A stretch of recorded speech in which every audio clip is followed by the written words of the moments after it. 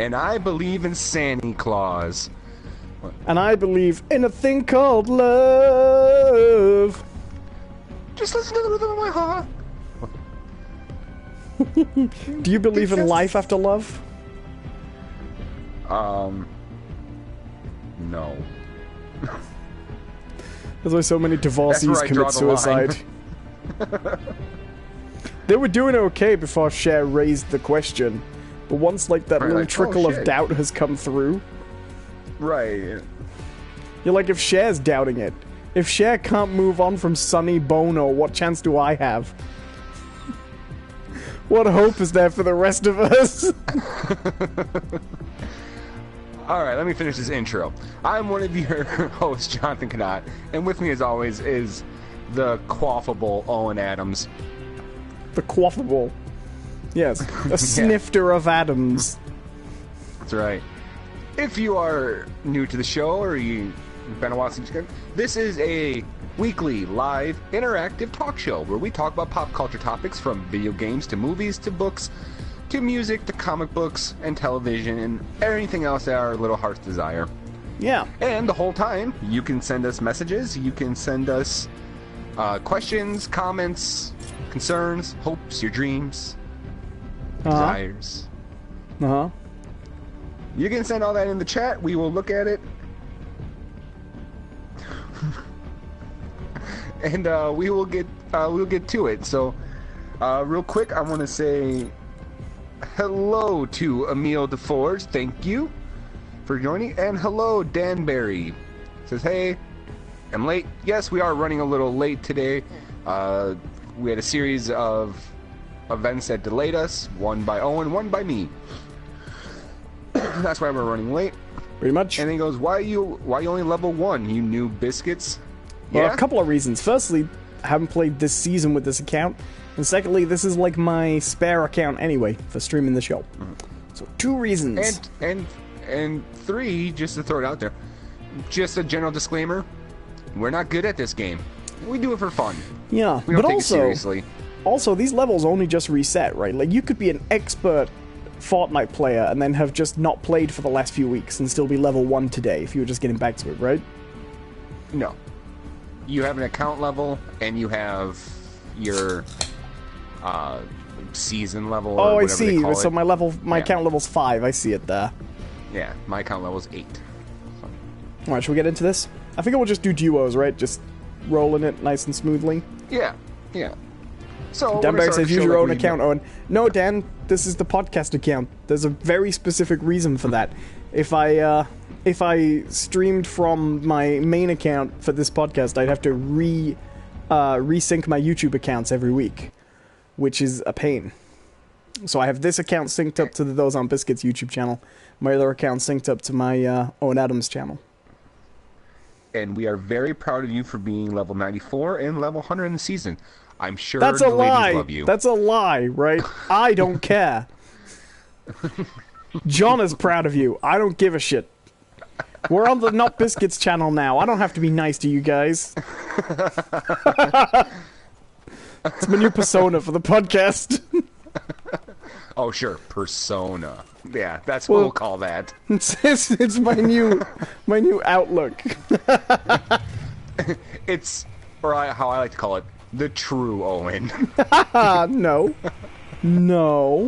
Joe, it's a bit weird. This is only my second stream today. You pick where we go first. Alright, I'll pick where we go first. So I had to, let's try Fatal Fields. I had to go out today, do some grocery shopping, things like that, the usual stuff, and I pretty much decided stuff like that I am gonna try and do Mondays when the streams are kind of quiet anyway, you know, and then I can come back and do this one later, keep it dim. So I've actually been out most of the day, and I am shattered. I've only been doing grocery shopping, but I've had to do it at a shopping center the first day after a week of snow, so everyone's like, panic shop! Okay, I can live with that. You know what I mean? Everyone's like, no, we will never have food again.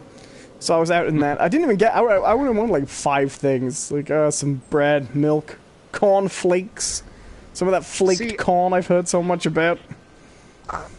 The thing is, I've heard other people doing stuff like that. I have no, like, frame of reference for that. Because, like, an earth-shattering blizzard is a weekly occurrence, like where I live, during the winter. So, like when it snows heavily, like people, oh, we got some other people here. So like when the big snowfalls happen, everyone's just kind of like, we'll wait it out for a couple.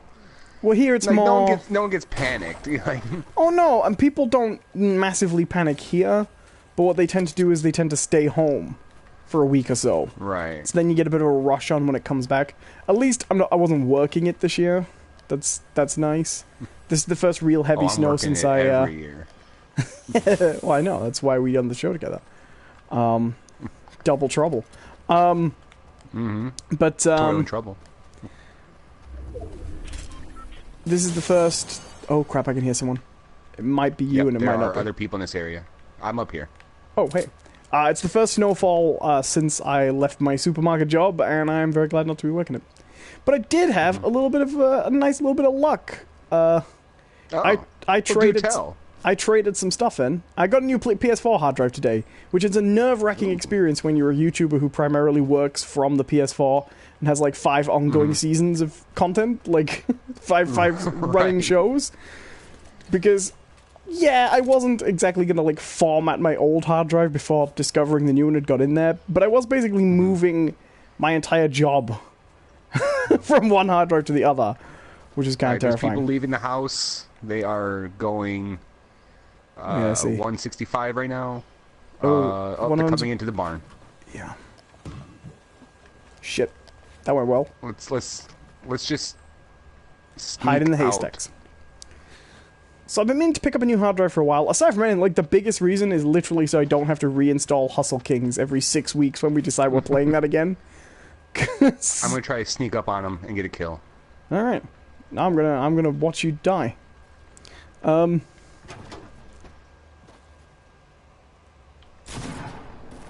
Where are you? Are you on the roof? Oh, I'm down. He had shields. He had a lot of shields. How many hits you getting in them before you killed him? I got a couple. I'm up on the roof, though. I'm dead.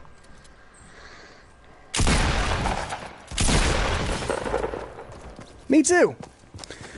So yeah, and I decided where I was going to go. I decided I'd go to Computer Exchange, the store where you can trade things in. I accumulated a few things like, you know, I had all that credit from when I traded in Battlefront. And they have these, they have like generic listings there. So basically it'll be like hard drive, 1 terabyte, 2.5 inch, right? They don't go by model number. It's because people are bringing them in for trades, you know? They just have like a loose category. So I knew it was going to be a little bit of a lottery, but I went down, I got the hard drive, and I was like, well, I've got a 5400 RPM, 500 gigabyte drive in the thing. I'm going to go get a terabyte. So long as it's that but bigger, you know, I have what I need. Right. And I actually ended up coming home with a 7200 RPM hybrid drive, which was great. No. So my PS4 is running all nippy fast. So that's been my day. It took me forever to set it up because the hard drive I was copying the install files across wasn't working. But I've been playing with a hybrid. I'm a hybrid drive owner. I feel like a special man, like a special boy. All right, just to cover this real quick, Danbury says, "Biscuits, can you add me?" No, I cannot. Yeah, we don't do that. More about your hard drive. This is a talk show. I know we play games while we do it, but it's our show. I'm afraid we don't open it up to the public. No, that was it. That was all. I've had a kind of a quiet day today, but I went out to buy a hard drive, knowing that it would be a bit of a lottery which model I would get, and I got like the best. Let's do you. Let's go Tilted Towers. Let's go be suicidal, John style. Where? Did you jump? Yep. Once you've got the marker down, you don't really need to coordinate when to jump. You know what I mean? I didn't see. Did you get the marker down? Yeah. I don't It's see blue, no marker. not red. There it is. Okay. Yeah. Let's see here. Oh, I'll be honest. My week has been pretty slow, and that's by design. Like I mentioned before. Oh my God.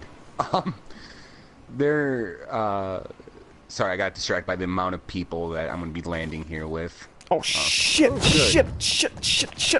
Grenades. Fuck, I'm down already. I am also down. Let's try that again. I want to try that again. Yes, I see that you want to join, Danbury. No. Just no. But yeah, I've had a kind of a quiet week, and it was by design. And it's because next week, once again, I'm going on my vacation. I'm heading to Bali, and so this week I kind of want to just be real slow and mellow, and you know, kind of get all my ducks in a row. You know, because you know, once you start getting busy, you start to forget little things here and there. And I didn't want to, you know, be halfway over the ocean and be like, oh crap, I forgot something. You know. So I've been trying to be real mellow with my week and like take everything step by step and like, okay, I gotta do this today. All right, I gotta call them, make sure that that's gonna work. And okay, was my phone gonna work over there? I gotta make sure I get a hold of Verizon. You know, that Right. That whole, you know, stupid thing where you have to, the responsible part of the vacation. Yeah, the bit nobody likes. The bit that takes up a third on one side of getting there and a third before you leave, leaving that sweet day in the middle. Right.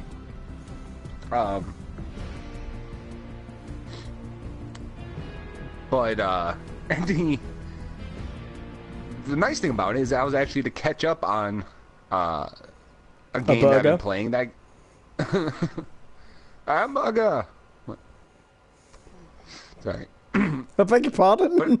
I was just thinking of that terrible Pink Panther movie with Steve. I would like an hamburger. I would like a hamburger. I would like a hamburger. Hamburger. It is such a bad film, but I do like that scene. Oh yeah, it's the best part of the whole film.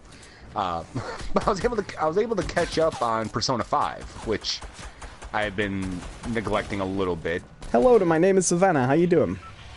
Hey, Savannah. No, it's my name is Savannah. That is the person's name. Oh, sorry. Hi, my name is. Alright, let's. Your name is Savannah? I thought you were John. I don't know anymore. No, don't worry. I'll keep this going all week. Let's try this go. Yes. Yeah, I'm sure he says hello too. Mm-hmm. Yeah, who's that? I don't know who you're referring to, Savannah. Owen, come on, do you really think Owen has friends? You've heard him. You've heard him talk. But yeah, I've managed to catch up on Persona 5, and it is slowly driving me insane. There's no other way to get around it. It's just, man. Oh no, I missed the rooftops. I didn't. I got myself some shield potion, crossbow. Boo. But it's a start. I got myself a purple submachine gun and this. Oh, there's someone else in the Shit! house. Whoa! Oh! Scuffle away! I cannot get the. Oh! I'm Oh, down. John. You know what? This is not our day. No, not really. So My name is Savannah says, I'm so shit at Fortnite. Us too. So are we. Alright, I'm going to try to stay on topic here. I'll believe it when I see it, but sure. Go for it. Yeah. On topic. On topic. So, I've been playing Persona 5, which has been out for quite a while, but it's a big game. It's a real big game. And I wanted a big game. That's why I bought it, and I knew it was going to take a long time to get through it. And I legitimately have been enjoying the hell out of this game. It's been a lot of fun, and it's one of the things where I start going with it, and like within what feels like minutes, hours have gone by. It's like, oh shit, right. what have I been doing? And it's because so much of that game is built up around kind of forming your own weird schedules and like habits. Right. Because you have to develop a whole new set of like prioritizing skills as opposed to like your actual life. Yeah. Because like so much of the game revolves around like creating these social links and these bonds with people and getting like stats up, like things like kindness and proficiency and knowledge, and but you can only do an X amount of things a day. So you have to really figure out what's gonna slide. You know, what's not gonna get done. And which is it's been fun. All right, let's go Pleasant Park. It's gonna be quite a glide, so we should probably leave now. Okay. Yep. But what's weird is that as you start to develop these social links and stuff, and you start to hear more and more of these people's stories, you start to like the stakes start to just get higher and higher within like, and it's not even like just like on a personal level. It's like, oh yeah, by the way, this doctor got framed by this other doctor who's also like the chief of medicine for the country, and he's been forging documents and stuff to make himself look better, but in the meantime people are dying because they're not getting the right treatments, and so it's like, oh god, that's horrible, I need to take care of this. This is way more populated than I thought it was going to be. Oh yeah. Oh, got guns. Oh no. Oh, I'm down.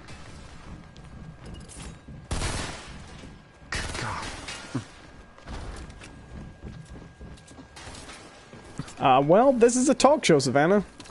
That's what Those On Biscuits is. It's a weekly show where we talk about stuff. We just stream it with a game because we do it live now, so it's an easier way of streaming it. Right. Are you dead too? Yeah, I'm dead too. No. So, but it's like, okay, I have to take care of this. I need to, you know, fix this person who's, you know, getting people killed because they're a corrupt doctor. And so he's like, all right, I'm gonna go take care of this. Do you want to go to a park and have a picnic? Fucking no! No, I don't want to do that. Like, there's some serious shit that I have to take care of. I'm really in the mood for sushi. Why don't we do that first? Oh my god. I will end you. And it's just these weird, like, balancing things as you start to get the stakes raised and raised and raised on you. You still have to try to act like a normal high schooler. Do you know what that reminds me of? Grand Theft Auto 4. Every time you're in like a high-speed chase, surrounded by cops from all directions, you're desperately looking for an avenue. Hey, cousin, why don't you take me bowling? No! Piss off! Phone's ringing, you're answering it, you go into can't fire a gun mode because you're on the phone. Roman, I'm kind of busy right now! Alright, let's try to play this a little bit. Yeah, let's go somewhere, wherever you like. How about... Well, we're gonna try Wailing Woods. Yeah, alright. So, but yeah, it's like this, and then like as the main story gets higher and higher, it gets way harder to justify doing this stupid shit where it's like, okay, the entire government is apparently kind of corrupt, and you have this hacker group that's very anonymous inspired. They're targeting you because they think you're messed up, and so you need to figure out that because they're going to release all your identities to the world, and they actually held the Japanese financial sector as oh, I'm way outside the mark though. Like, yeah, me too. I'm landing early. Yeah, and like all this like craziness is going on, and then you get like a phone call where it's like, I want to get together and have some bubble tea. Do you want to do that? Like, no, I don't want to do that. I want to stop the government from collapsing. And this looks like the 100-acre wood. Yeah, I'm not even going in there. I turned around. Sounds like you're playing the wrong game, my friend. Well, it's like, it's enjoyable, but there is a level of stress, and then they keep on telling you, like, oh, if you don't get these social ranks up, you know, at the end, you'll face ruin. And you only have, like, a year. Oh, good bricks. Like, you only get a year to accomplish, like, everything you need to do, and hopefully you do it right, so you don't end up in ruin, whatever the hell that means. Probably nothing. Yeah, probably. Well, it's like, have you heard about how in Hellblade: Senua's Sacrifice, they introduce they tell you about a game mechanic that doesn't actually exist? Oh, really? Just to keep you... Yeah, it tells you explicitly in the game that if you take too much, I think, damage it is on this, like, growing... I think it's like a growing tattoo on your arm. But if you die too many times, your death will become permanent, basically. Oh, basically geez. tells you there's, like, a contingent permadeath. But it's actually unhittable. It's a mechanic... It's explained in narrative. The game never says, this is a permadeath game if you do this. Oh, shit. Oh, what happened to you? Yeah, I got shot. 2 people kicking around here. Oh. You could help. Try to come get you? Alright, I'm coming back. I'm busy walking around a tree. It took him quite a long time to kill me, actually. Hey, buddy, if someone's circling a tree and you're trying to get them, go the other direction to them. Yeah. Whoa, whoa. Yeah, so Hellblade: Senua's Sacrifice. This is probably a little bit of a spoiler. I do keep meaning to play that game, but yeah, it's a trick. It lies about a mechanic to add tension a little bit. Doesn't really bother me. A lot of people were like, the game says something and that would put me off buying it. Well, you're an idiot then. Like, it's not the game's fault you're dumb. I think that game looks great, by the way. Keep meaning to play that. The thing is that I absolutely believe this game, that this horrible stuff will happen, because I've seen it happen in other Persona games. When I've watched full playthroughs of other Persona games, and yeah, absolutely, if you don't get certain things accomplished, but what if it's within like your time frame? What if it's like, well, you stopped all the demons, but you aren't going to get invited out for ice cream anymore? That's absolutely what it's like. Where it's like, oh no, well, you didn't do this, well, you're not going to go on this date, and because of that, the world is doomed. Pretty much, it's pretty much that. The funny thing is that it's actually really great about taking a high school drama and like how serious that feels when you're in high school, and actually making it serious. Like, hello to Concan 2005. Welcome. I'm dead right now. We're just watching John play. Yeah. But yeah, I'm still enjoying it. There's just so many weird things going on about it, and it is super stressful. But I didn't want to bring up that I didn't expect it to go this direction, so this is kind of spoiler territory. But there is a section where part of the game is, you're this group of people who are going around changing people's hearts. Oh, I'm gonna die. Yeah. You're changing people's hearts, and you're trying to uncover corruption and help people who have no other recourse, and as you do, you actually become more popular. People start talking about you, like, oh, the Phantom Thieves did this and the Phantom Thieves did that, but then, like, so it does actually, it very much feels like you are. If everyone remembers what this was like, it was like the early days of Anonymous. Where it's like, holy crap, this group just kind of popped out of nowhere, and they release all these documents that uncovered corruption here and there, and you kind of were rooting for them a little bit, where it's like, oh, well, these guys are actually, doing stuff and letting the social, stratosphere handle it.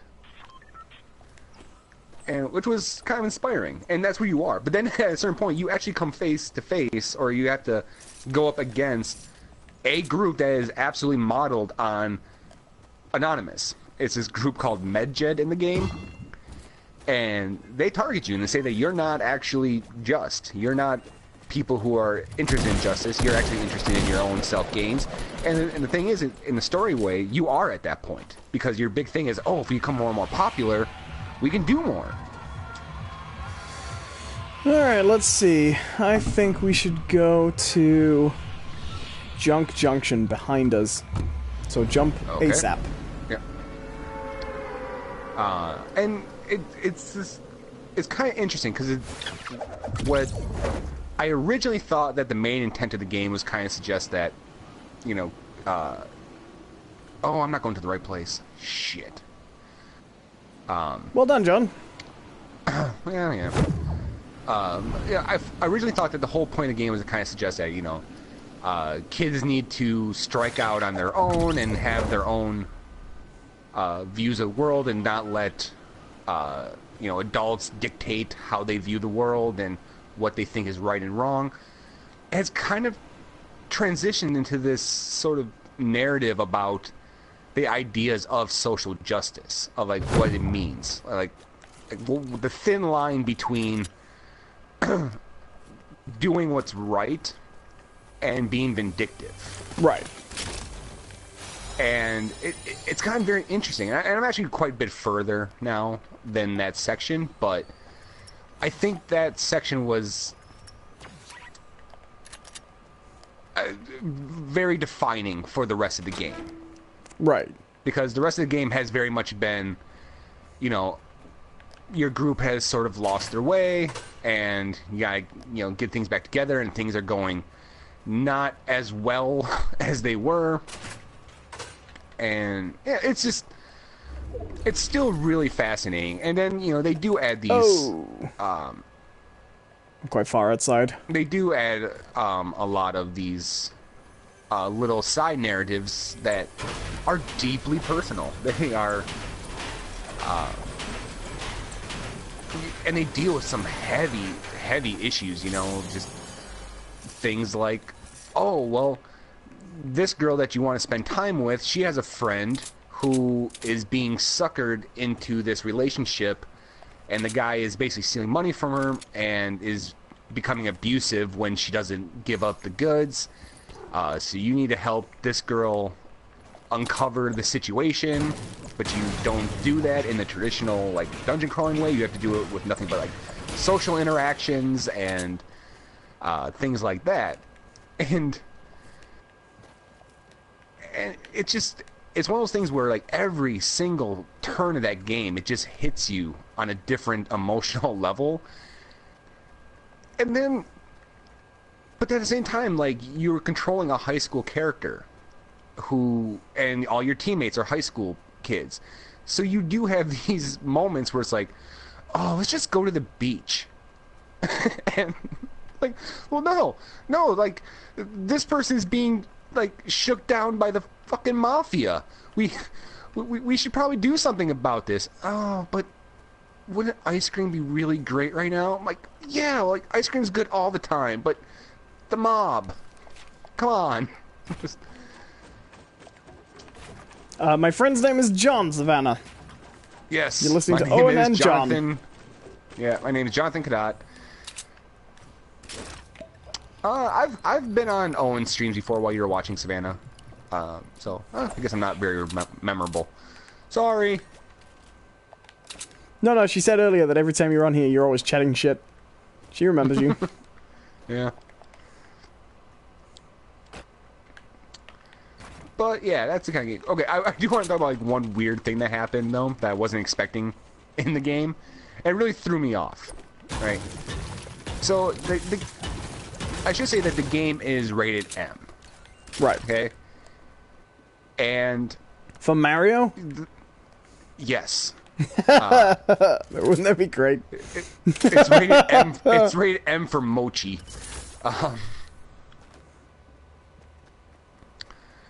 So you know, they deal with some heavy, you know, issues, and they don't shy away from, like, swearing, and there's some moments of gore and, you know, kind of some disturbing imagery here and there. But the thing is that it's, you know, still high school kids, so I think, you know, they know where to draw the line, right? So part of the game is, you know, once again, you have to get these social links up, and you get a love interest. You develop a love interest. Uh-huh. And as you do, video games. Mm-hmm. And so I'm thinking like, okay, well, I'll get this love interest, and we'll take it, and there'll be like a sweet little kiss, and which is what I have seen in other Persona games, where once the love interest happens, you have like a hug and a kiss, you exchange gifts, and oh, now you're boyfriend girlfriend, and that's really it. Right. So I'm playing this game, and I get to a point where I have this love interest, and I invite the girl to my room, and we have this talk, and then she's like, well, I need to get back to my studies, because I wanna be do something good with my life, so I need to do that. And like, but maybe we should maybe we should study things that we don't have experience in. Like, okay, well, here comes the kiss, right? And all of a sudden it's just like, it just goes, the screen just fades to black, and it's like, Makoto stayed a while. And it's like, oh, like they straight up just implied that we had sex. And I was like, whoa. And John's going, because well, no, I'm like and your mum was nearby, she went, what are you playing? Nothing. well, it just kind of weirded me out, because like, of all the things that they showed, I was expecting, okay, they'll show a kiss, right? They'll show a kiss, they'll show a hug. But the fact that they faded to black and then made like real suggestive comments, I was like, I wasn't expecting it, and it really made me feel sort of uncomfortable, because I knew how like young these characters are supposed to be. I was like, oh, and I'm not stupid. Like, I know high schoolers have sex, right? So in that sense, yes, it's right? Oh my god. And so in that sense, like, okay, I get it. But it was like, why? Why did they have to insinuate that? That was like 100% unnecessary, considering it's a mature game. So by law, technically, no one under 18 should be buying. Yeah, I'll take it. So you're a better aim than me. I have a purple assault rifle with a scope, a blue bolt-action sniper, and a purple crossbow. Feel like you could use any of that? I'll take the sniper. Sweet.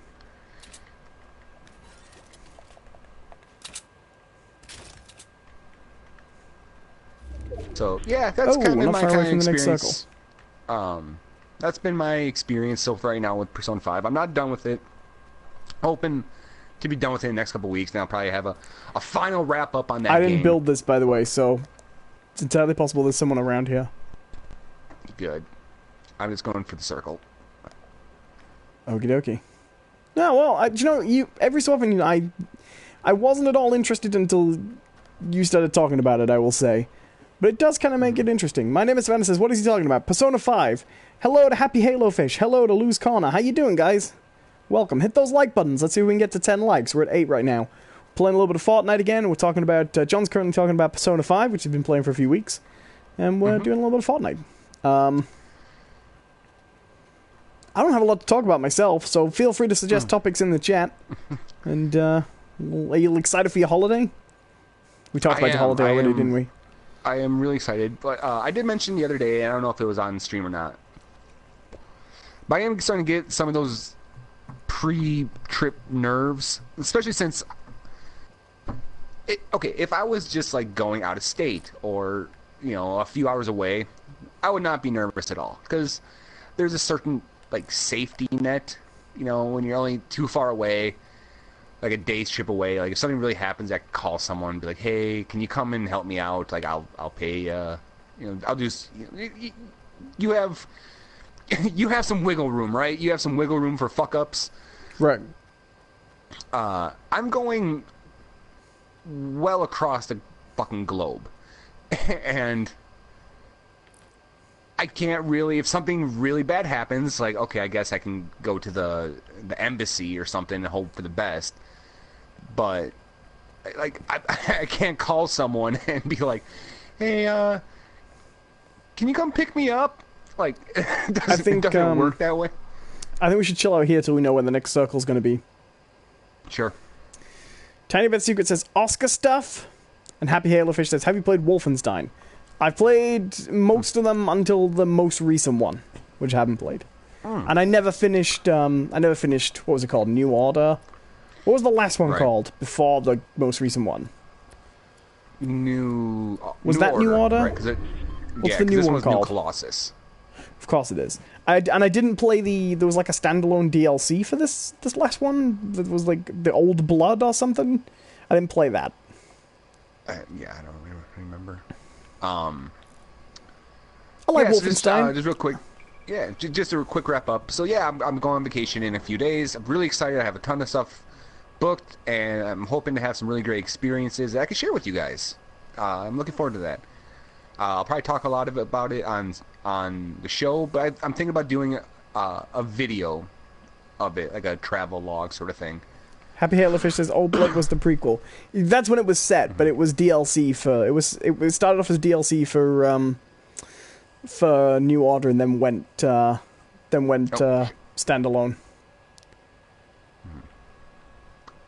Yeah, I do want to talk about the Oscars, but it's easier to kind of do the Wolfenstein one first, I think. I liked the Wolfenstein actually before New Order, where you had like the magic medallion. It was a dumb game, but it was a lot of fun actually. Did you play that one? Is Return to Castle Wolfenstein? No, that was the one before, and that one's actually kind of lame. Pretty popular though, because it was had a good multiplayer. Well, it had that free multiplayer. Was it Enemy Territory? Something like that, yeah. That everybody played. One of the first free-to-play multiplayer games, I think. Okay, where's the next circle? We're getting pretty tight already, actually. I'm gonna take down the tree. Yeah, I'm just trying to do a little mining here because we might need some materials here. Well, maybe we should get to a point where we can see the circle with our rifles and scopes and just snipe in. Yeah. I mean, no one's coming from up that hill, are they? No. So we can have our back to that, presumably? We could probably get up here a little more up. Hello to Ye and James. Sinister Minister says vacations are good. Luz Connor says, I hope you enjoy your vacation, John. Yeah. Thank you. Well, so, Oscar stuff. Get Out did not win, and the best... it did. It did win something. It didn't win Best Picture, though, which is what everyone was saying it should win. The best bit I saw, though, is the picture of the guy in Get Out who says, I voted for Obama 3 times, with the caption, Get Out should have won, underneath it, which I just thought was funny. It means that now none of us can say Get Out should have won. Right. No, it won, was it Best Original Screenplay, which I think is a really good award to win as well, you know? Yeah, they gave Best Picture to the fish sex film. Which is, fair enough. Which I think is actually kind of interesting as well. Well, I've heard that's a really good movie. Oh, I see someone building 179. Yep. Yeah, I'm already staring him down. Should we blast him from here? Be like, die! I don't think we should actually start shooting until the circle tightens even more. Because they might bring them really close to us while we're in a strategically advantageous position. It's not going to get worse for us. Oh, God, I have such a clean shot right now. Tiny Betsuga says he was the first black man to win that award, too. Oh, that's interesting. Yeah.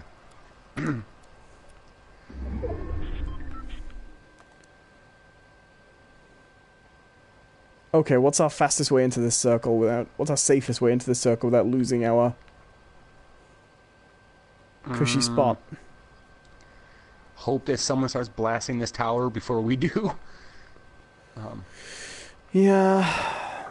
I'm sliding down onto this ridge just in front. Okay. And I'm going to crouch into one of I want to see how close I can get. Well, I think it's really interesting. Oh, God, I just saw someone. Yep, I see him. He's running. You should be okay. He's just taking off. Should we let him go? There's 2. Yeah, I don't feel good enough taking that shot. while he's on the run. Like, oh, there's another one. There's two that just ran into the convenience store. Yeah, there's two. That's the same two. I want to find the... Oh, he's right there. Safest spot into the circle. Oh, man.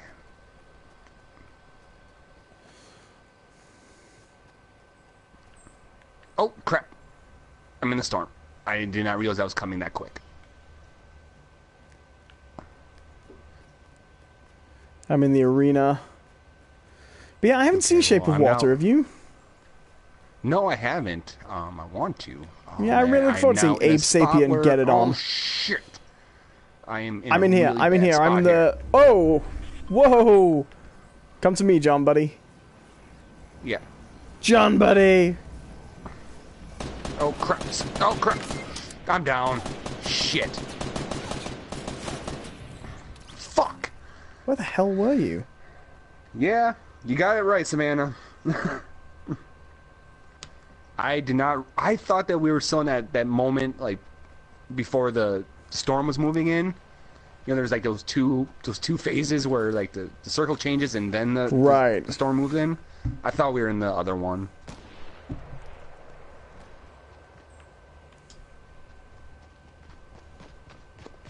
But I do want to say, I think it's actually really interesting and cool that they gave it to Shape of Water, because it kind of broke the mold. Because there were some other nominees up that you would almost put money on that they would have won. You know, like...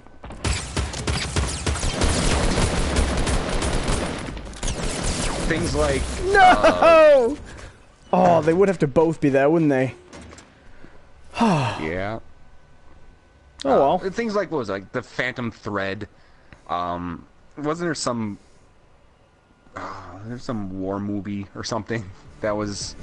The Winston Churchill movie, which... which, you know, that was always gonna... People still have a massive history boner for Churchill. Right. It was nice to see that Gary Oldman finally won himself an Oscar for Best Actor. Yeah. I mean, don't get me wrong, Gary Oldman's a great actor.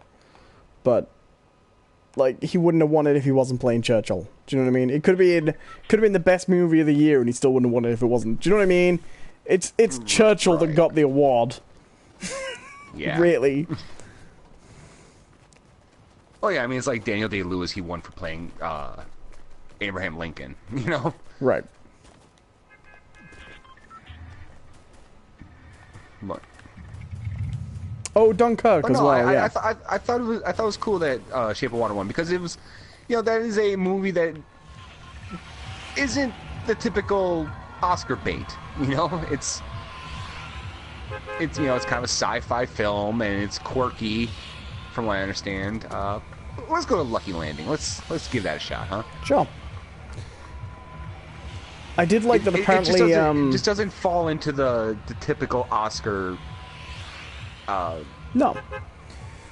Apparently, Guillermo del Toro's inspiration for Shape of Water was watching Creature from the Black Lagoon and wanting to see the creature get the girl, which I think is a great concept for a movie, you know? Next we can have a sort of a hearty family drama centering around the alien queen as a working mother. Like Roseanne? Right. All day long I'm laying eggs for you guys, and what do you do? Moan! The little second mouth comes out. Yeah! Bitch, bitch, bitch, bitch, bitch! Sorry, I'll put it away. Oh, I don't really see anyone else coming in. Unless they're behind me. Oh, that'd be perfect place for that Twitter meme, wouldn't it? Narrator voice. They're behind him. And that's where Jonathan knew he fucked up. Yay. Happy Halo Fish says, we all know the Bye Bye Man and the Emoji movies were the best movies of 2017. I don't think either of those movies came out in 2017, did they? Emoji Movie was 2016, I think. No, it was 2017. Or is this memes again? Is this memes? No, the Emoji Movie came out in 2017. You know what's actually fascinating about the Emoji Movie? I didn't know about this. It's shit. Well, I said fascinating. That's not fascinating. That's knowledge.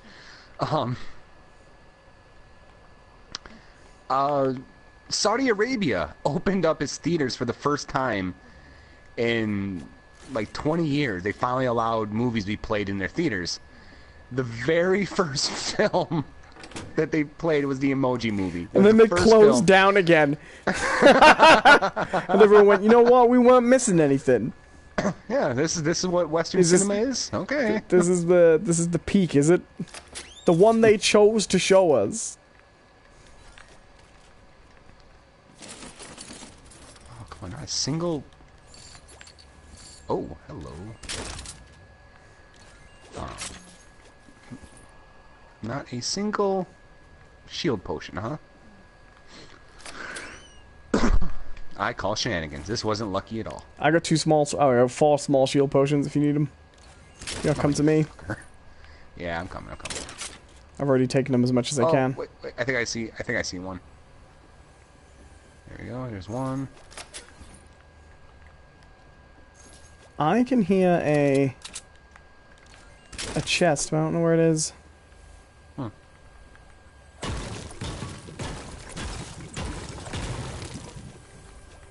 There it is. I'm sorry, don't I have enough wood? Got wood. Hey, Jonathan. So it was supposed to be a Beavis and Butthead. Yeah. Good work. Yeah, the funny thing is, We like, had a great podcastio. Sorry. So this year was actually one of the first years. I mean, I generally don't catch a lot of the nominees for films or like Best Picture or anything like that. But I usually like see at least one. I didn't see any of these movies this year. Not a single one. Well, you know, I'll be honest. I think most of them haven't been a... Like, I don't think it's been a great year for movies that win Oscars. Do you know what I mean? Like, Get Out was great. I'm sure the movies that have won have been great, but I don't feel like... You know, it's not even that... I don't even mean that the movies are bad. It just hasn't felt like there's been a lot of, like... Yeah, let's go see a movie. Do you know what I mean? It hasn't been that sort of year. Everyone's still busy being sad about, you know, the rest of the shit of our lives. Well, I mean, it's that thing, right, where you've heard people talk about how, like, the Marvel films and the comic films are kind of ruining cinema. And I want to say that they're ruining cinema, but they definitely changed the landscape. For sure. Because I don't think there's as much room anymore for the blockbuster drama. You know? Right. The days of Titanic are over. Right. Guillermo del Toro would have done better if he was launching the Fish Sex cinematic universe. You are really tied up on that aspect. I cannot wait for Jaws. You heard fish sex, and that's all you're concerned with now. Which I think speaks more about you than the actual film. They finally made a movie for me, Jonathan. Finally, everyone else can appreciate the sexiness of gills like I used to. The rest of you got boogie nights. This is going to represent my guilty, shameful sexuality. So that time when you read the article about the mermaids, and you're like, "Oh, aren't these people weird?" Hey, John, this is pretty... But wouldn't it be kind of... What would you say if one was in the room right now, John? Read it to me slowly. Tiny Bit Secret says, to be fair, most of them only just came out here in the last couple of weeks. That's true. Yeah, and James says, you guys are fun together. That's why we do a show together. We try.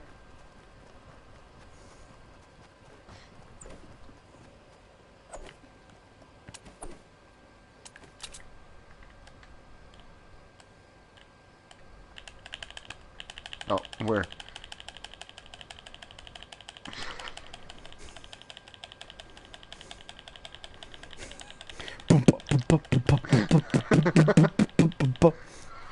We've got nothing better to do. We are inside the circle. We own the circle. How'd you do that? I want to do that. What is that? I want milky skeleton tears. It's supposed to be LOL.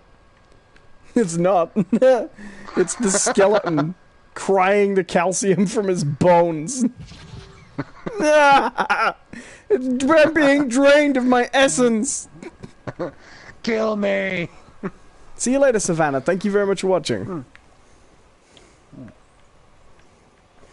But how do you do it? How do I acquire the skeleton face? Well, first you have to equip it in the lobby. Oh, boo. So you probably can't do it now. Come on, guys. 2 more likes. We'll get to 10 likes. This is, if you are new here, this is a weekly talk show where we talk about stuff while playing a game. So yeah, Oscars and stuff. I don't know. It's I saw a movement. Where was it? It was around the 14 mark, or yeah, 14. Maybe I've seen something. My eyes are playing tricks on me. There's stuff in this tower over here, and I'm sort of implied to even go get it, but I've got like good equipment as it is. So Palms, I just leave it. Oh, now we're not. We're not in the circle anymore. That's what happens. You move on, you lose friends, you fall out of touch.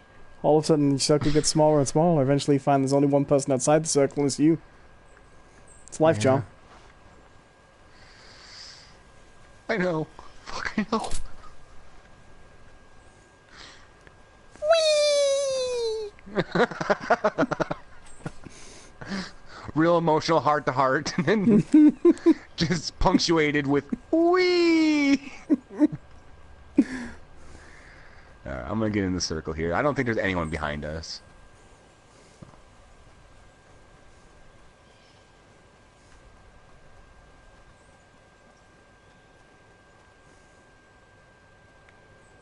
Well, Lucky Landing's right on the coast, isn't it? Yeah. Well, normally it's very... I wish, Luann. Luann? Sorry. How do you pronounce your name, sir? Definitely Luann. I'm now. Sorry. Luann. Lewin? Is it Lewin? Lewin. Lewin. That's how you pronounce it. No, it isn't pronounceable with your human mouth.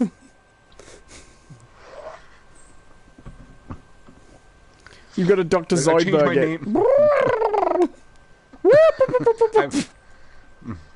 I've changed my name to an emotion, so you can't. Whenever you want to get a hold of me, you have to feel something. I'm surprised, you know, when Prince was like, I'm gonna change my name into a symbol, you know, right? That's gonna be me, and then they won't be able to hold me to a contract anymore. Do you know what I would have done if I'd been like an adult around about that time? I'd have been like, well, I'm changing my name to Prince. Hello, record company. I'm here. I've got my guitar. I've got my purple rain. Let's do this. You booked me? I'm here. We got the one and only Prince.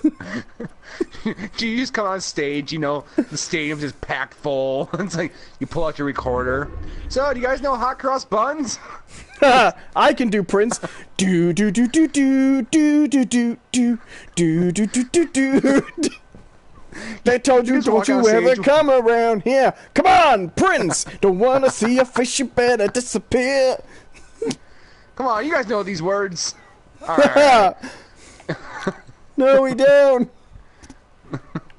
All right. Fine. All right. How about this one? I always feel like somebody's watching me. What about Elvis? Before he was the king, he must have been a prince of something. Yeah, the trailer park. A little less conversation, a little more action, please. I mean, it's great. You just come out with like a cassette player with a Prince cassette, just stand there by yourself, just. And not like a powerful set of speakers, just running off like little plugins to a Walkman. Shh! Everyone be quiet, so everyone else can hear.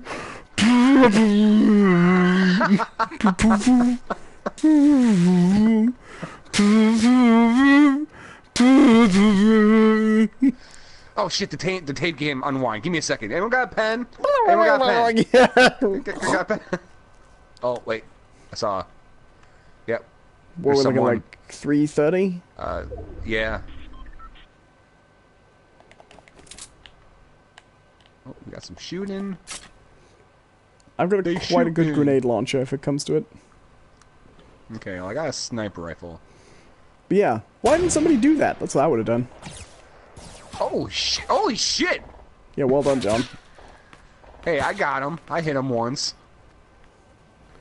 I'm gonna hug the circle.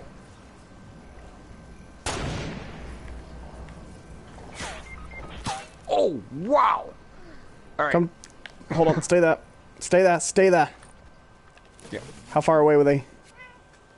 Pretty far, actually. He is a way better sniper than I am. We get time to revive? Oh, yeah. Alright, and I got... Heal, heal, heal, heal, heal. If you got some of those shield potions, you gotta drop them now. Yeah, hold on. You have to come get them, though.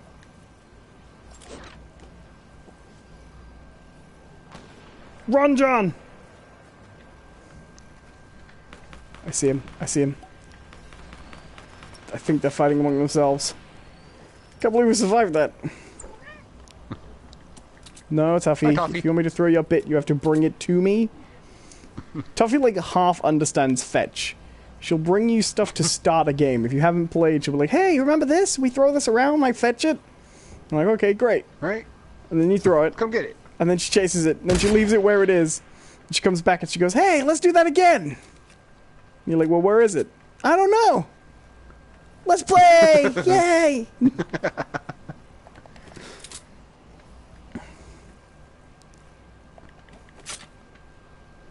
What's the range on these grenade launchers like? Not that far. Yeah, do you think I should try and risk getting closer? Oh shit! Oh, shit! Oh shit! We've got a cavalcade of problems going on here! I don't even know where you are. Outside the storm! Oh! Yeah, thanks, Tuff. Oh, this is going well. Just keep running. Just keep running.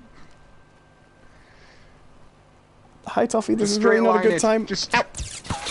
Ow! Ow! Jump! You take jump. the low road and I'll take the high road. God. Shit! I'm down! Save me, John! Return for me! No, keep going. I'm gonna die. I can't escape the storm. Ow, ow, God. Go, Jonathan! You are in the really storm. good. Run. I can do this. I'm gonna try and shuffle to you. I'm not gonna make it. I'm probably not going to either. Every night in my dreams, I see you. Oh, I God, leave me feel alone. you. That is how I know I'm screwed.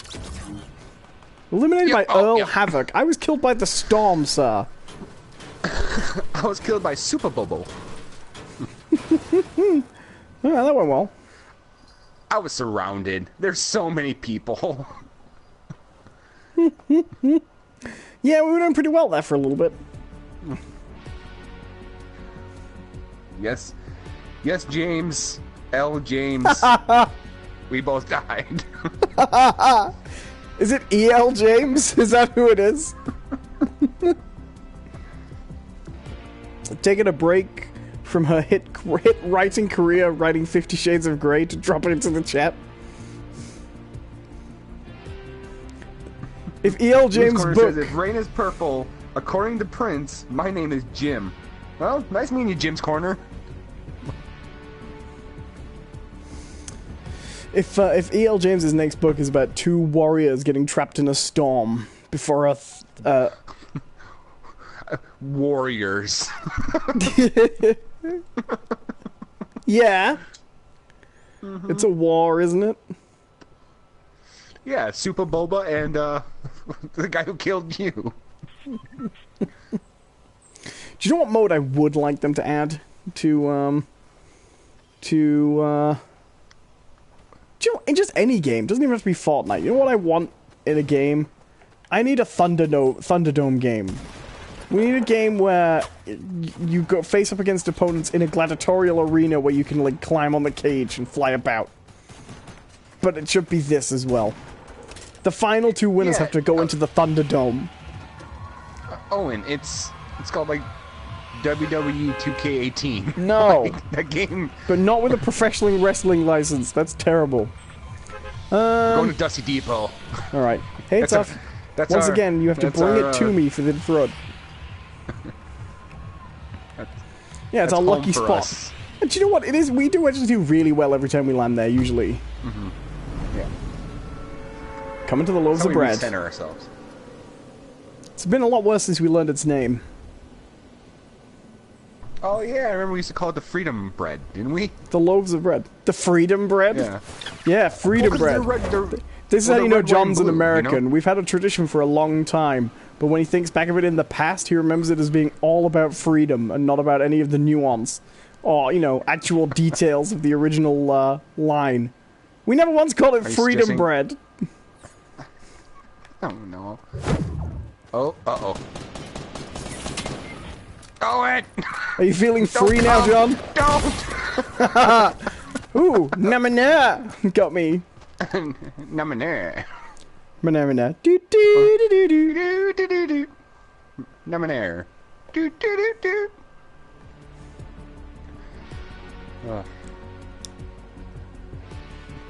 We used to have a brand of biscuits here called... John, you can call me James. And we used to have a brand of biscuits here. You can call me Al. You can call me Betty, and Betty, if you call me, Betty, you can call me Al.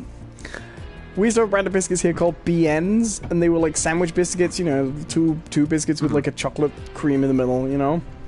But they would have like faces cut out of the top, so they would look like they had faces on. Stupid biscuits. But they were called BNs, and they had an advertising campaign for years that was just the Muppet song, but going, BN, BN, doo doo doo doo doo. BN, BN, doo doo doo doo. It used to really, really annoy me because they weren't called BN BNs, they were called BNs, and everyone started calling them BN BNs, and they were gross biscuits anyway. Stupid advertising, but people bought them because they sang songs and stuff. Well, it has to be really like confusing for like Spanish speakers. It's like good goods. What? Isn't that French? BN? No, it's it's a Romance language. They probably share similar. No. French bien is or French bien means good. Bon is good. Bien also means, you know, très bien, very good. Yeah. Or very well. Sure. I kind of go back to Dusty Depot. That was Alright. That wasn't okay. We need the I don't know. Tiny Bad Secret says, pretty sure they were American biscuits. Vague memory of seeing them first on holiday. Biens! Were they American, Jonathan? You're American. You should know the answer to this. If they were called something else. I went to my local supermarket today and discovered that, like a lot of other shops, because this has become a trend recently, it now has an American sweets import section. But my local supermarket has decided what we really want is not all the brands we've seen on TV shows and have always wanted to try. It's knockoff brands. So we got, like, instead of pretzel flips, which seems to be a common one they have, we got chocolate pretzlets and lots like that. And also those ridiculously heavy, large marshmallows. What are they all about? Oh, those are... You know what those are really good for? Cardiac disease. Coronaries. I said it, campfires. Just... Yeah, I can see that.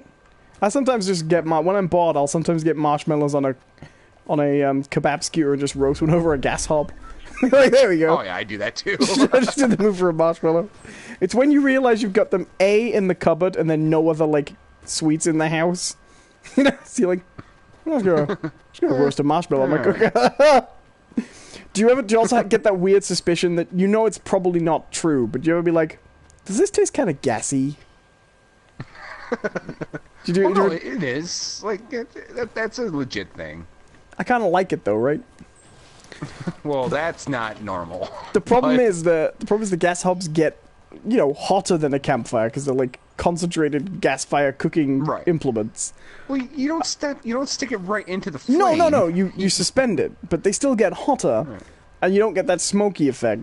But if you leave them there too Right. long, they just turn to like black, like shriveled blackness. Right. Well- You're like, well, that's do how I I try like- biting through it?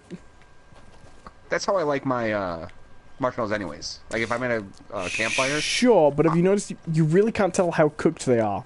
So you might either have a complete nugget of just chewy blackness all the way through, or you might have like a thin shell of blackness covering white magma that will melt through your throat. Also, it's like napalm. No, I've developed a system. Actually, I've had enough campfires where I have developed a system with it. If you stick the marshmallow right into the flame right away and start on fire, you pull it out and let it burn all the way around until the flame goes out itself. It's generally pretty good. Yeah, I'll believe that. Because it's one of those things why don't you just believe me? I said I'll believe that. Oh, I thought you said I don't think I believe that. I was like, what have I led you astray before, sir? Not only that, do you think I think that's some really dubious claim? Like, no, this is where I get off this train. Evenly cooked marshmallows. I draw a line in the sand with marshmallow. That would be gritty. And just a line of marshmallow. Sinister Minister says, who does campfire anymore? I do. I have a fire ring outside my place, and when summer comes along, I have a nice stash of wood that I That's a have campfire, though, if it's campfires. outside your house. Unless you're 10. It's a fire made with wood. All right? What else do you want to fucking call it, Owen? Do you really want to get fire. semantic with that? Or a wood fire. Just fine. It's a wood fire that I have outside. So are you telling me that if you go the camping... same sort of fire ring that is at any campsite. So are you saying right? if you go camping, right, with some friends, and they get a fire out, right, they make it out, either they get one of those little burner stoves, or maybe they make it out of coal or charcoal, you're like, hold on, nobody should refer to this as a campfire. It's not made of our precise wood arrangement. Well, no. If anyone has any sort of issues with things being called campfires, it's you. I'm very open to calling them... Oh shit. Save me, John. No. I forgot I had the crossbow out. I was like, shit. They're like, why are these guys? They were stood there watching us like 5 minutes going, are they just arguing about campfires? Wait, should we shoot them? They don't seem to know we're here. Well, okay, I wouldn't call it a garden fire, James, because we don't call them gardens here. We call them lawns or yards. Yeah, yard fire. No, I think yard fire's fine. Wood fire, It's yeah. a campfire. It's a campfire. Yeah, yard fire, wood fire, I'm agree with that. I'm with those guys. Campfire. No, no comment. Campfire. No. Campfire. No. Oh. I just uncrossed my legs and whacked my cat in the back. Sorry. Oh, Savannah's back. She says they can't sleep. I'm sorry to hear that. I can't get to Insomnia sleep. sucks. I think about the implications of diving in Too deep. Especially at night, I worry about implications. I know we'll be alright. It's just overkill. Kill. Day after day, it reappears. Can I just Dr. Cox this right now? Just Is that the best ever incorporation of a song into a TV show that's seen? it's pretty good. And they actually get Colin Hay there just following him around the whole time? Alright, you picked a spot. Alright. I say we go... Make sure you hit those like buttons, guys. Yeah, let's see if we can get to 10 likes. We can do it. I say we go to Retail Row, is that? Yeah, let's do it. Alright, yeah. Lay a mark. Alright, can we Done jump it. now? Well, you can. I keep saying this, John. We don't really need to coordinate when we jump when we're heading to the same marker on the map. I didn't know exactly where on the map it was. No, so no, I was that's kind of alright. relying on you. No, that's alright. No, I understand. You're dumb. It's okay. Wow. Wow. You prick bastard. You... I'm feeling like, mean that's today. how I I want don't to know. play it? Oh, I can get mean, Owen. I can get mean. Like... Want to get nuts? Let's get nuts. There's this guy, Jack, real mean kid. I like him already. Right? It's a really dumb film. It's one of those films where, like, I really know on every level how dumb it is, but my childhood love for it won't let me let it go. Do you know what I mean? Like, if I saw that film today, it was the first time I'd ever seen it, and I was like, yeah, I'm gonna go watch this classic superhero movie, I would be so disappointed, you know? I would be, like, crushed in disappointment, I think, after all the nice things people say about it and stuff. And yet, because I saw it as a kid, I can't ever let it go. I do like incompetent era Dr. Watson level Commissioner Gordon, but Well, I mean, it's understandable. You were a dumb kid. have you seen that post going around when Robin's like, did you name everything in the bathroom out after you, Batman? And he's like, no. For example, there's Bat Shampoo, but there's also Conditioner Gordon.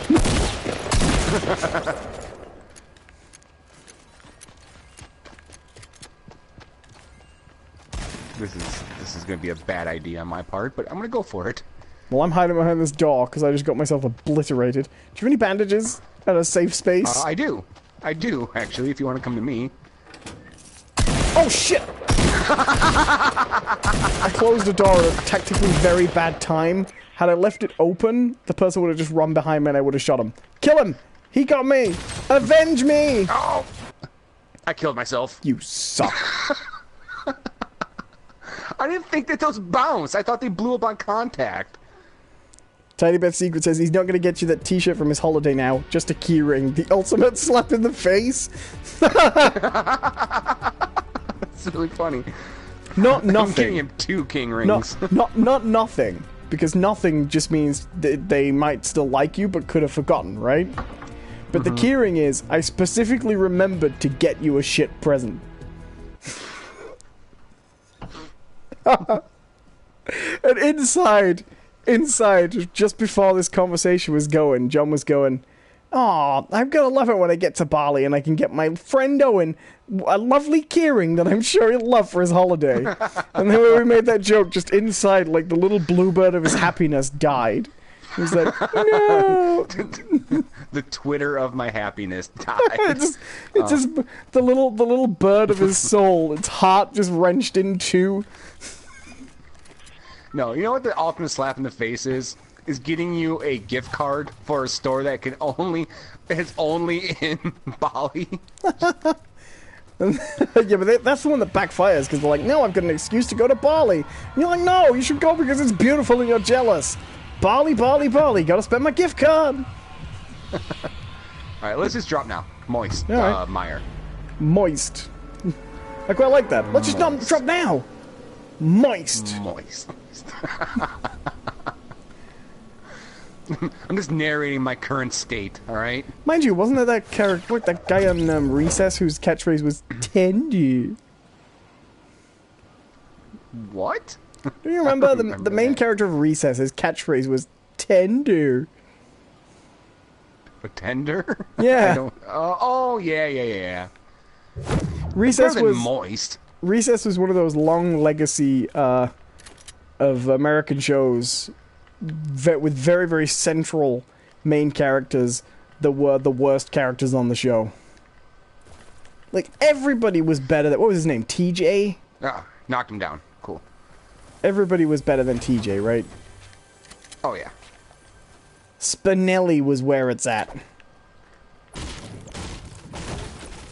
Who was your favorite Recess character, him. John? We got some fine quality conversation going on here. I liked Swing Girl.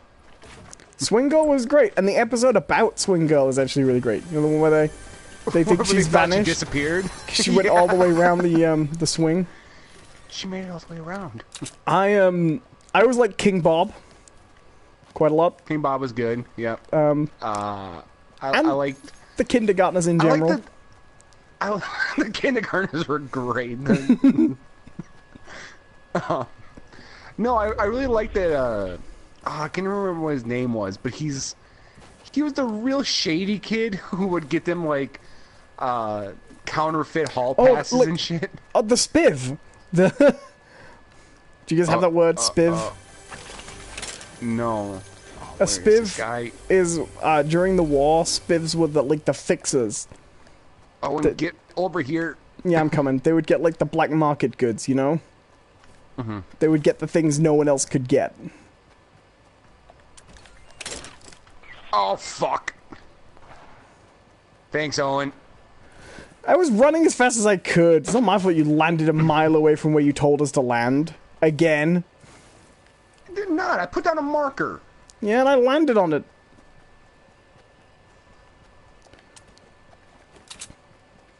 My all-time favorite episode of Recess is the one where they make up the fake curse word. And it's, I think it's wumps. I don't remember that. And so they decide to start using it because they flash back to an episode where they got in trouble for cursing. So then they came up with this word wumps that they would use instead of cursing. And it's this great example of they keep using it and the teachers are like, "What did you say?" And they're like, "This wumps." And they're like, "Oh, well, carry on then. We can't really do anything about that." And there's a brilliant scene where the principal calls in, I forget the name of the teacher, but he's like, are you familiar with the word darn? Some time ago, when I was a younger man, darn started off as a popular substitute for a more serious curse word. And look at it now. A full-blown curse word in its own right. Which is actually true, you know, in a way. Yeah. Yeah. No, you know what I actually liked more than Recess? I liked Recess a lot. I also really like Pepper Ann. Pepper Ann is one of the most criminally forgotten shows. Mm-hmm. Like, it is legitimately like a crime that show is not remembered and beloved. The episode about the bra is probably one of the funniest things I've seen in a long time. Support. It's when they go, "Where is your support, Pepper Ann?" "It's here." Where? It's here. Where? It's right here. Here!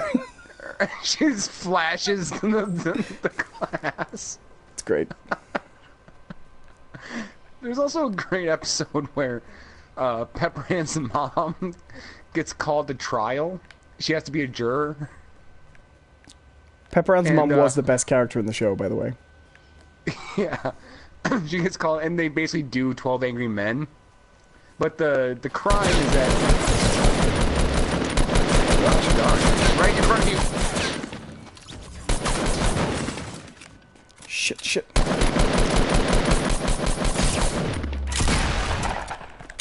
Oh! I couldn't switch to something fast enough. That went well. But, yeah, the crime was he spat on a... like surveillance camera in an ATM room. As you do. And so the climactic point where she keeps on grilling the other juror who refuses to let it go. He's like, "I'm so angry I could spit." Do you mean that?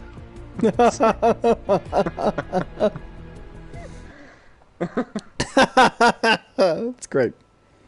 Yeah, and James says, I like the movie. The Recess movie? I don't think I ever saw the movie. Yep, they made a movie. It was actually not bad. He also says, "Oh, and if you went on Britain's Got Talent, what would you do?" Yeah, a live stream. Have you heard Hot Cross Buns? Hold on, guys. Just setting up my computer here. Let's get my PS4 out. Get my headset. No, sorry, judges. If you want to ask me any questions, William of all ages. My name's Owen Adams. Gonna get yourself on the live chat there. There you go. Thank you. For everyone in the audience who just wants to get yourselves on the live chat, you can send me comments. I'll respond to them through there. Thank you. No, do not ask me questions directly. Only to the streamer through the live chat. Let's go for Loot Lake. Snobby Shores. Oh, okay, Loot Lake. All right, Loot Lake. See if we can land on that chest that's usually in the middle of the lake. Sure. Yeah, James says Tom and Jerry. No. What about him? No, John and Owen. John and... Yeah. Sorry. Hello to Sam Foreman. How you doing? John of John and Owen enjoys the Tom and Jerry drink. I happen to be a huge fan of Tom and Jerry cartoons from all eras. I like them a lot. I do not like Tom and Jerry. I never cared for Tom and Jerry. Even as a little kid, for some reason, it just never did it for me. Oh, I love it. I think for me, those old cartoons, I didn't so much care for, like, the violence of them. SJW. No, it wasn't that. Like, I thought that stuff was funny as it is. But, like, I loved Looney Tunes that were, like Foghorn Leghorn, you know, and how quickly he would talk. I always thought that was funny. Foghorn Leghorn's great. I like, you know which one I always liked? I always forget which one it's called, but, the Foghorn Leghorn cartoons with the chicken hawk. Yeah. whose son, he's training him to eat chickens. It's just tiny, and he's trying to, like, hunt Foghorn Leghorn. And he convinces them that the dog's actually a chicken. Yeah. It's funny how often you would get a Looney Tunes cartoon that was... You get the same premises over and over and over again, right? Like, there's more than one with that chicken hawk in. Right. But they would always get, like, different variations out of them. Like, I love the Sam and Ralph cartoons a lot. Yeah. As well. My favorite one, they're all basically the same. But have you seen that one where they leave at the end of the day and then you see that the night shift takes over? And there's another Sam and Ralph that do it in the evenings? Well, isn't that... I thought that was all of them. I thought they all ended in that same premise. Well, they all end with them clocking out, but I think there's only one where you see that there's, like, another... They made a game of that, you know, and it was great. On the PS1. Really? Yeah, it was something like Sheepdog Run, or what was it called? Yeah, it was really good, and they also played on the fact that, that character design is, like, almost identical to Wile E. Coyote. So they have some Roadrunner levels in there as well. And there's a sequence where you're chasing Roadrunner, and it does the, Do you need guns? No, I got some. It does the painted tunnel gag. Oh. In-game. You ever play the Roadrunner game of the Death Valley Rally? No. I played one on Genesis. It's terrible. I mean, it was actually really fun because it definitely felt like a Roadrunner cartoon, but they couldn't quite figure out how to do, like, speed and platforming. So you would just start flying through these levels and you couldn't see anything, and then you just, like, run off the edge and die or something. That sounds like every Sonic game since Sonic 3. Right. Og says they were both... Hello to Og, by the way. They were both jerks and deserved each other, Tom and Jerry. Yeah. Yeah. I like the Tom and Jerry ones with the kind of odd premises, though. Like, the one with the exploding mouse is great. I enjoyed the one where the three Mouseketeers or whatever. Well, any with... I always forget his name, but any with that little gray mouse tend to be pretty great. Because there's the Thanksgiving dinner one as well, which is really funny. I will say I actually also really enjoyed the one with the kangaroo that Tom kept on thinking was just a giant mouse. Right, there's one with an elephant like that, too. Have you seen the one with the exploding mouse? It's great. I probably have. I've probably seen all of them at some point. I watched a lot of cartoons. An announcement comes out over the radio that there's a mouse that's escaped from a lab, but they've been testing it with some biological explosive chemical. And it's a white mouse that's escaped. So Tom keeps chasing Jerry, and Jerry keeps finding ways to make himself white, like dropping in flour and things like that. So he keeps thinking he's the exploding mouse, threatening to shake himself up. And it ends with this really stupid moment where he finally thinks he's figured it out, and he catches Jerry, but he hasn't caught Jerry. This time he's actually got the exploding mouse.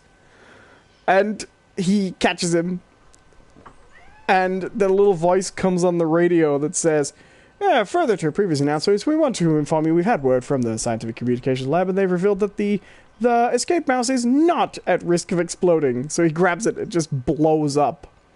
And then Tom just looks at the camera, and a voice comes in and just goes, "Don't you believe it?"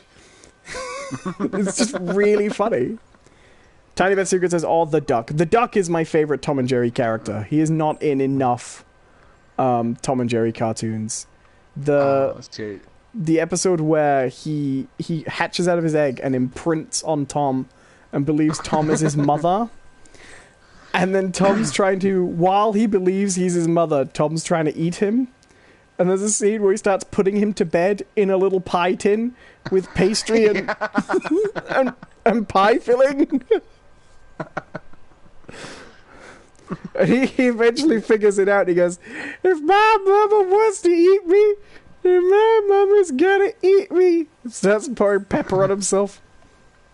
It's really heartbreaking. Yeah, but it's so funny. What was that duck called? Something like Yankee Doodle Duck? Something like that, yeah. Let's see here. James asked, "Did you like Bugs Bunny?" I loved Bugs Bunny. I absolutely loved him. Oh, see, Bugs Bunny for me is a bit... Bugs Bunny for me is a bit... I like earlier Bugs Bunny cartoons. I like the ones... I know it sounds terrible, but I like the Bugs Bunny cartoons where he's really pointlessly, needlessly mean. You know the ones where he just rocks up somewhere and just starts giving someone a hard time for no reason? Oh, yeah, those are great. I love Bugs Bunny because he stars in some of the most iconic cartoons ever. Right. What's Opera Doc? Is that the one with the Barber of Seville? Well, there's the Rabbit of Seville, and then there's What's Opera Doc. Oh yeah, they're both pretty good. They're both great. He also has some of the finest Marvin the Martian cartoons too. He's the only one who ever really. Oh no, with Marvin's been in. Marvin was in some Porky Pigs, and an Elmer Fudd, I think. Well, the thing about Marvin Martian, he got popular after only having like 4 cartoons. It was weird. He had a really huge '90s resurgence as well in merchandise. Oh, we got to go. We have to go on the back of Space Jam, I think. Yeah. I claim this planet in the name of Mars. Oh, what happened? Did you kill yourself? So apparently, water doesn't break your fall. Well, this is only like 3 feet deep, Owen. I didn't think. Just come save me and quit your griping. Oh, God. No, you know what the funny thing is? Like, Taz is the same way. Like, I know Taz had his own cartoon in the 90s, but the original Looney Tunes, he only had like 3. Right, and he wasn't that well known. He had those. I think it's only 2. You know, it's not a lot. And then he was in. It just shows you how much they kept track of them. Actually, like somewhere they had folders of characters, just to say this is who we have. But because they were always on model and always right for the. But he also appeared before Tasmania, because it was Tasmania that brought him back in the 90s in a big way. He was more popular in the 90s than he was in his original run. On the back of Tasmania, which, like, these days, they would never make a cartoon out of some obscure character from the 60s for no reason. Do you know what I mean? But he was in... Do you remember those Looney Tunes movies where they put a like a frame, or newly animated framing narrative around a collection of old cartoons? Right. There's one like that's a Fantasy Island. Right. There's one that's Fantasy Island. Yes. I think it's the Fantasy Island one he's in, and he's the pet dog of I think Yosemite Sam. Right. Oh, is one of my favorite Bugs Bunny pair-ups. Yosemite Sam and Bugs Bunny. No, Sinister Minister says duck season, rabbit season. Yes, that's another great one. You know which one I like? I actually I love the ones where Bugs and Daffy interact because Yeah. I hated Daffy Duck. I couldn't stand him. Daffy Duck had a run of... There's one cartoon with Daffy Duck that I really enjoyed, and it was like Midnight at the Bookstore or something like that, and it was just Daffy Duck interacting with the covers of books. Yeah, that one's good. That were coming alive. Yeah, it was great. Daffy Duck in his early days had some really good cartoons that were movie and TV parodies. That's what he worked really well in. So he had Stupid Duck, that was a parody of the Fleischer Superman cartoons. Right. And Duck Dodgers in the 23rd and a half century, which they made its own show and it was awful. Except for the one episode where he actually teams up with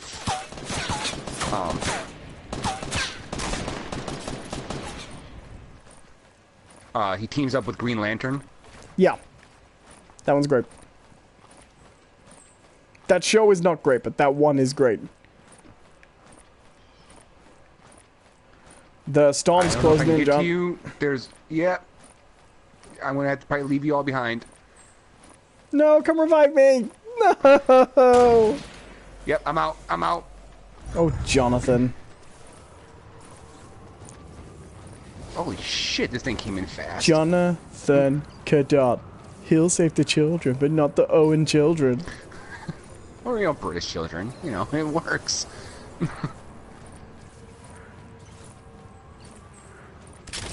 Wow, this was a really quickly moving storm. Oh, it's a pretty late one, isn't it? Yeah, they get quicker every round. Smooth Davis says, Walker's pushed Taz out there with those pogs back in the day.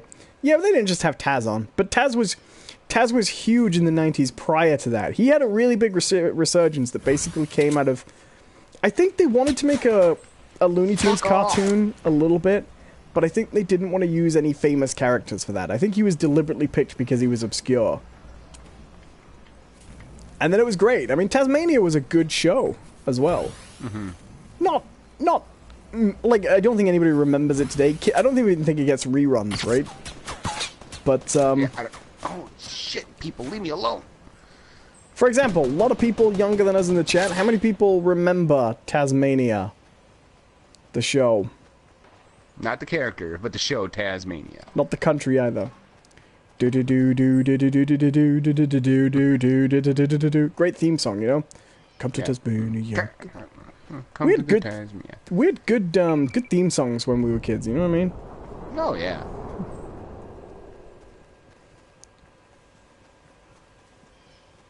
And all those characters. I think that guy got the other guy up, because I never got a kill for that. Holy shit. I do legitimately like that that Looney Tunes sitcom, which I think's been cancelled now.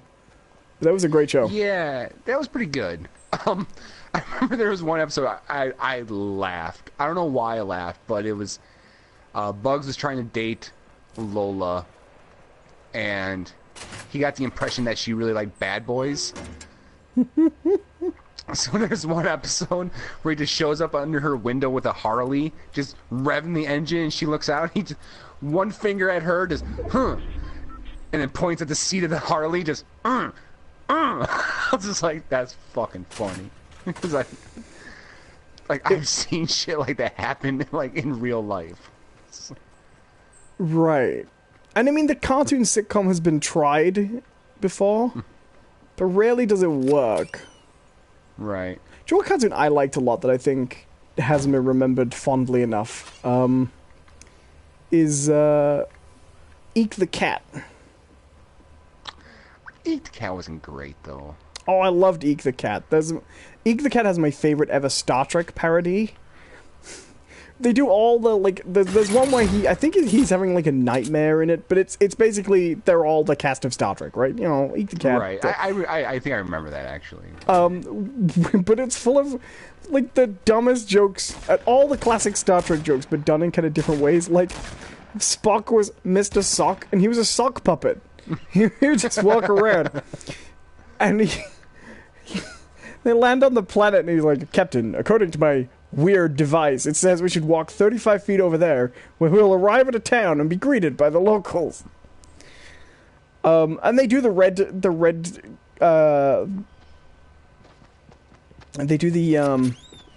shirt gag, but kind of differently. Like, there's one where they're saying, so, who should we take on the away team? And he goes, Captain, I suggest we take the extra. And the extra's like another little cat, and he's like, oh, yeah, me? Yeah. Why? Well, because if we run into any danger, the extra will undoubtedly get killed first, giving us time to run away. And he's like, what? And they start beaming down immediately. It was good. It was good. And then someone fired a tractor beam, and it comes out shaped like an actual tractor. Like, made of light just pushing. I like Teak the Cat. The other one, which I'd completely forgotten existed, and then has recently just appeared on Netflix, was Oggy and the Cockroaches. Remember that? That one I don't know. That was a weird show. I liked the weirder cartoons. Like, this one was a little bit late, but do you remember Yvonne of the Yukon? No. Which was about an 1800s Yukon settler who was frozen in the wastes and then brought back in the modern day. So he's this French-speaking... It was like a very Canadian sense of humor show. But yeah, this French-speaking, grizzled outbacksman. He was almost Captain Caveman, but spoke French. And wore, like, plaid. Kind of sounds awesome. My favorite they would go on was adventures. Always... my favorite was always Angry Beavers. Which is definitely on the lower tier. Oh, I loved it. Of the Nicktoons. Like, when you talk about what people remember, I think that one's on the lower tier. Like, I think the ones that have been forgotten are the best, though. That Angry Beavers episode where I forget their names. The truth, Angry Beavers was a long time ago for me as well, so I don't remember very well. Norbert and Daggett. Daggett and Norbert. The one where the cooler of the two brothers decides he's not going to grind his teeth anymore. Oh, right. It'll be like a fashion statement. And they end up growing those huge teeth, rolling around in them in balls. Just very funny. I also liked, weird show, but I liked Real Monsters a lot. That one was kind of hit and miss for me. I never went on my way to watch it.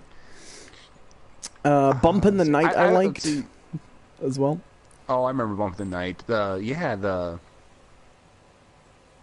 claymation thing, wasn't it? The jazz singing monster that lived under the bed. Yeah. Yeah, I like that. Do you remember Fat Dog Mendoza? That was a weird show. No. I mean, my thing was always, like, I loved, Hey Arnold. Like, Hey Arnold's big for me. I really loved Hey Arnold. Are those raspberries? I mean, but that was just my sense of humor, even back then. Yeah, I know. Hey Arnold was really good, and Hey Arnold had depth to it, I think. I liked. Og says in the chat, Rocco's Modern Life. That's my favorite Nicktoon. That's one that I keep meaning to go back and rewatch because I loved it. You didn't like that? No, Rocco. It was. No, not really. I'm just gonna run in here. I'm probably gonna get killed, but... See, when I was a kid, I was always sad that... I was a big Sonic fan, and whenever I'd see Sonic on TV, it would always be Adventures of Sonic the Hedgehog and not Sonic the Hedgehog, which was, like, the better written of the two shows, or I thought so at the time. Yeah, I agree. I like that one better myself. But as an adult, I ended up seeing Adventures of Sonic the Hedgehog. It's a weird fucking show. Oh, yeah. It's such a strange, bizarre, like... Because it was made by this French studio that didn't really know what the other team was doing. But they both ran alongside, and they were both voiced by Jaleel White. So it must have been the same Sonic, right? That's all they could expect us to believe, surely.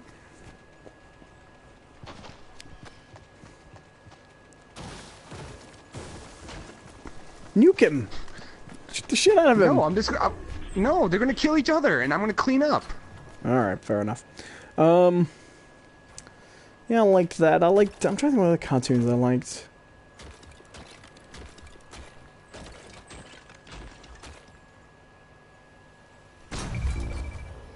I did love Defenders of the Earth, which seems to have been really forgotten these days. Mm-hmm.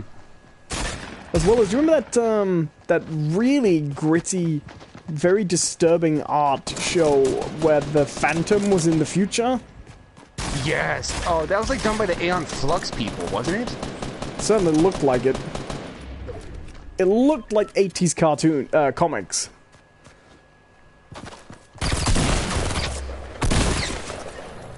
Oh, you cannot go get that stuff though. Nope. What's behind you? I don't know. I'm not telling you to look.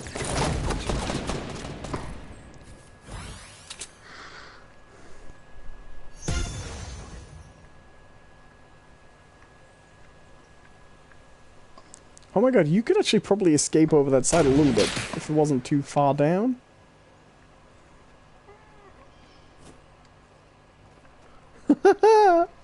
Go, Johnny, go, go! Because there's no way they think you flanked around here now. Right. You just don't want to cut off your way back up. Mm-hmm. Am I in a circle at this point, or am I I think you're not quite in the circle, but I think you would be if you were a few steps forward. I think that would be in the circle.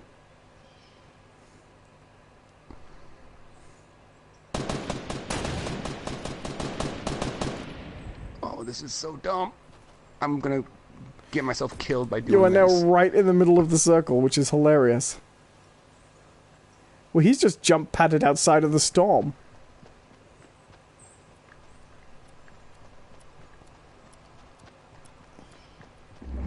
I think there is potential for him to be behind you, by the way. Oh, I'm sure. Oh, there he is! Oh, fuck! No! Should we watch the end? I want to see if this guy pulled. Yeah, I want to.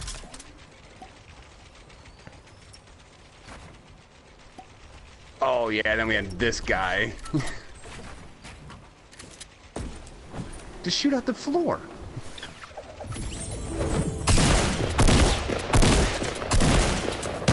What a surprise. I'm so stunned that this gentleman won. Alright, we got much else to talk about, or should we start wrapping up? I don't know. Yeah, I think, we started mentioning, Juan Gonzalez comes and says, March 10th is my birthday. Well, happy birthday. Okay, or Chaos says, Animaniacs. That was my jam. I loved the Animaniacs to death. The Boo Wonder is not a chicken! I mean, I'm sure we talked about Animaniacs before, but that one, just all across the board, I loved those Chicken shows. Boo. Chicken Boo was the most heartbreaking cartoon ever written. Like, who thought that was funny? I think it was kind of funny. Weren't you just, like, genuinely, legitimately sad for that chicken? Oh, yeah, absolutely. I was like, oh, come on, man, give him a break. Let's see. I wasn't huge on a Pinky and the Brain, so those bits never really. Yeah, like of all the segments I will say, of all the was better as its own thing. Yes, that's what I was going to say. Of all the segments that worked better being spun off, that was great because then it could go and give those plots time and space, and we didn't have to watch it in Animaniacs anymore. But I was very, very hard to come to terms with Animaniacs early on because I was a big fan of Tiny Toon Adventures, and Animaniacs killed Tiny Toon Adventures, really. Do you know what I mean? It totally replaced it. But I liked Animaniacs a lot. I liked I liked Good Idea, Bad Idea, mostly. Yeah. But there's a really great one where they use the skeleton from Good Idea, Bad Idea for an extended parody of Edward Scissorhands. right down to having like a Diane Keaton character who works for Avon. Take him out. It is a really close parody of Edward Scissorhands. And I remember it better than Edward Scissorhands. I'll occasionally be watching Edward Scissorhands and be like, when does this happen? And then I'm like, oh no, that was the Animaniacs take with the skeleton. There, that merged in my mind. I remember there was Animaniacs, and then like my favorite episode of the Animaniacs was the involved the Good Feathers. They did a take on West Side Story. The Good Feathers were amazing characters. Yeah.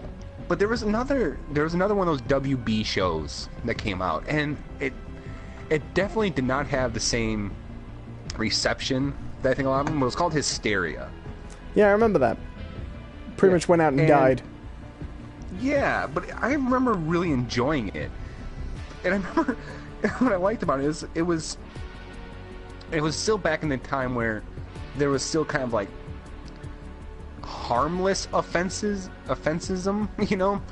Like not sound like, you know, a Gamergate motherfucker, but like there were some jokes that they got away with on that show that I don't think would really land these days. I remember very clearly when they're talking about World War II, and they're talking about the Axis powers. They did it up as if it was like two like battling superhero teams, like the Allies and Axis, and they show the Axis, and Mussolini was done up like Mr. Freeze, except his gun shot out spaghetti and meatballs. Of course. Right. Like, it's so stupid. Like, and to this day, I bet you if someone would be like, oh, that's pretty offensive. But it was so dumb. I remember how they would like slide in actual tidbits from like history, like legitimate like things about history. Like they're talking about the signing at Yalta, right?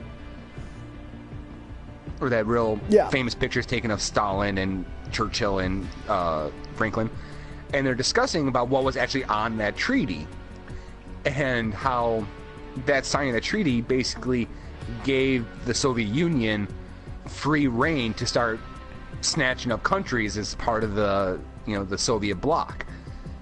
And this little kid's like, hey, Churchill, maybe this isn't such a great idea, because slowly but surely they're gonna keep on grabbing countries and make a much bigger empire, and then form what would be ostensibly an iron curtain that would separate themselves from the rest of the world, and there's nothing you can really do about it.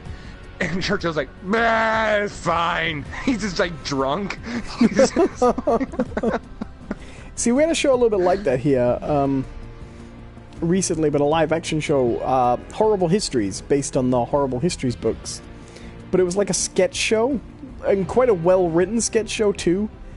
But they had to be historically accurate, so they would get, within reason, you know, they would have references to kind of modern things, but they would have writing rules, like no historical characters can refer to things after their time, and they would have historians working the show as consulting historians to basically say, no, you can't put this in, this will muddy up the history and stuff.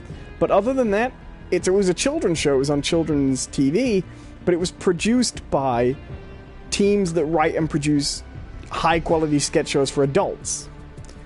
And it ran for about 5 years, and apparently in that entire time, it was like substantially more popular with adults than kids. But it's a really good show if you ever get a chance to check it out. There was one other show like that. I remember, I think it was on Cartoon Network, and this one definitely did not try to be educational, but it was called, I think it was called Time Squad. Oh, I don't remember that one. I mean, it didn't last long, but essentially there was a police force, right? And they looked like Judge Dredd, right? And their whole job was to fix... I do remember this one.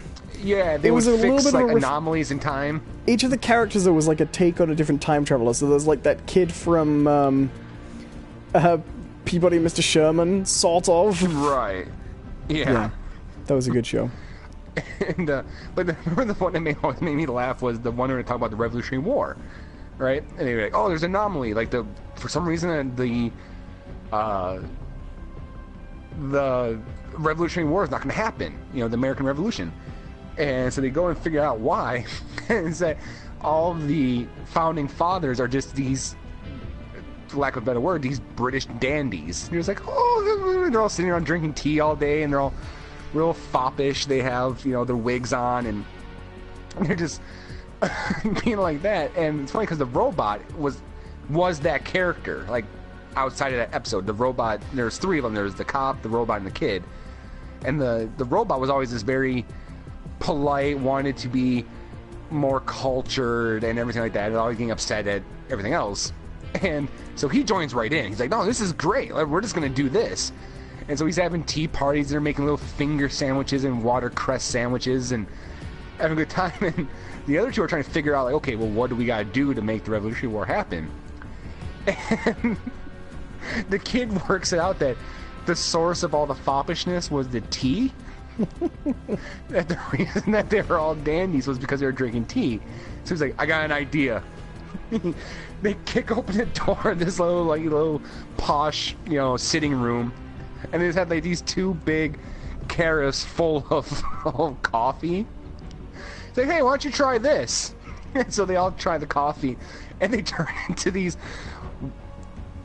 undershirt wearing, sweat stained, balding, fat Americans. And you're just like, yeah, this is great.